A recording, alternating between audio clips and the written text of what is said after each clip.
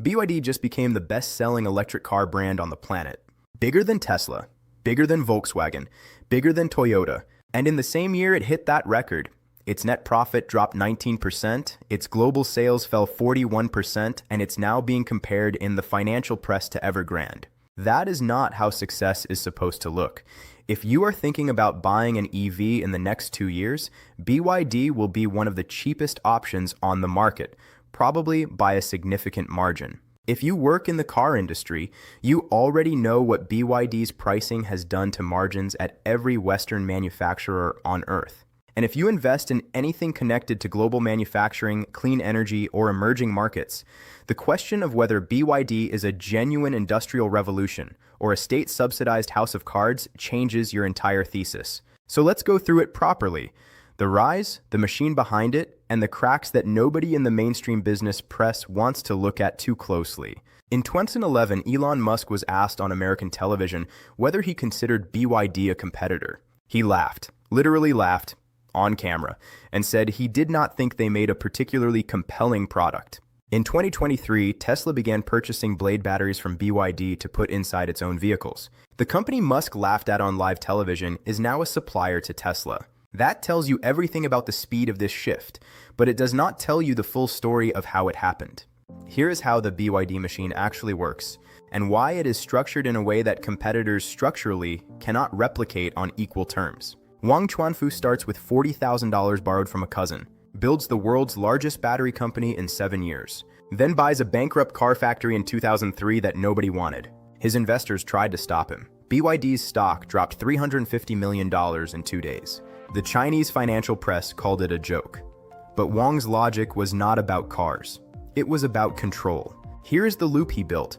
BYD makes its own batteries, it makes its own semiconductors, its own motors, its own power electronics, its own software, even its own windshields. When the global chip shortage paralyzed every major automaker in 2021, production halted, dealership lots went empty, wait times stretched to 18 months, BYD simply ran its own chip factories harder and kept delivering. While Toyota was turning away customers, BYD was gaining them. Then it made the decision that looked like a compromise and turned out to be a trap. While Tesla and Silicon Valley were evangelizing pure electric vehicles, BYD poured development resources into plug-in hybrids, cars that run electric for daily commutes and switch to gasoline for long trips. In California, that sounded like hedging. In China, where charging infrastructure outside the major cities barely existed, it was the only product that 500 million people could realistically use. By the time BYD was selling more plug-in hybrids than Tesla was selling EVs in total, the Western press was still debating whether hybrids were a legitimate technology.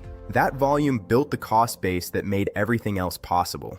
And then in 2020, BYD released the Blade battery. Lithium iron phosphate chemistry instead of the nickel and cobalt mix everyone else was using.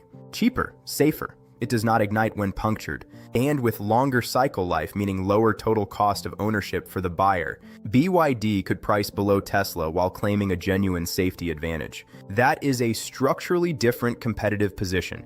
That is not matching a competitor. That is replacing the ground they were standing on. But here is what the Harvard case studies leave out. Between 2015 and 2020, BYD received an estimated $4.3 billion in direct government subsidies. In 2016 alone, the year they poached their chief designer from Audi, the subsidies BYD collected from Beijing exceeded the company's entire net profit. Without those checks, BYD was not breaking even that year. It was underwater.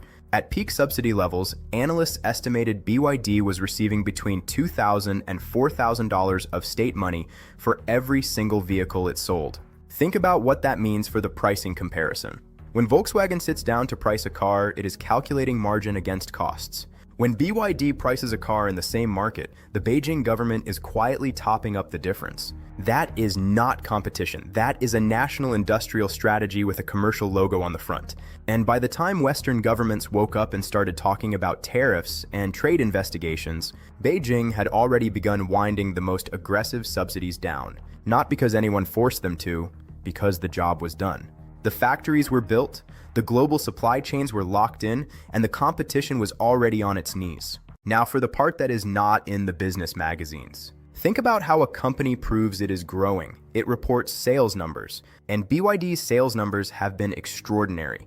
4.27 million vehicles sold in 2024, a figure cited in every positive headline about the company.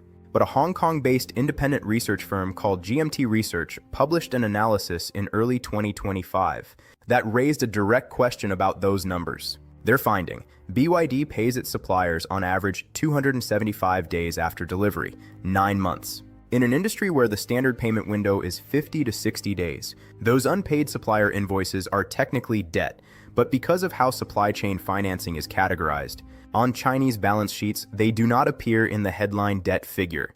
GMT's analysis suggested BYD's real debt load is closer to 323 billion yuan. The official reported figure is 42 billion. That is an 8 times gap.